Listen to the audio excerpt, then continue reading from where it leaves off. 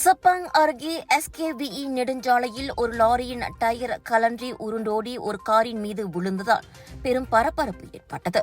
சம்பவத்தின் போது காஜாங்கிலிருந்து பூச்சோங் சென்று கொண்டிருந்த லாரியின் பின்புற இடது டயர் வெடித்து அது தூக்கி எறியப்பட்டது.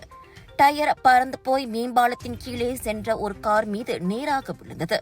இந்த காட்சி மற்ற வாகன ஓட்டிகளையும் அதிர்ச்சியடைய செய்தது. சமூக வலைதளங்களில் பரவி வரும் டேஷ்கேம் வீடியோக்களில் அந்த டயர் காரின் கூரையில் பலத்த தாக்கத்துடன் விழுவது தெளிவாக தெரிகிறது. நல்ல வேளையாக 20 வயது கார் ஓட்டுநர் உயிர் தப்பினார். ஆனால் அவ்வாகனம் கடுமையாக சேதமடைந்தது. லாரி ஓட்டுநருக்கும் காயம் ஏதும் ஏற்படவில்லை.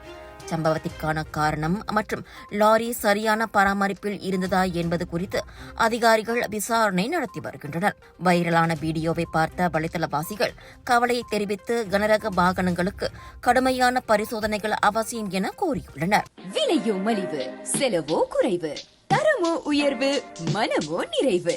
மக்களின் தேர்வு என்ரிகோஸ் முழு ஆடை சத்துள்ள பால்மாவு.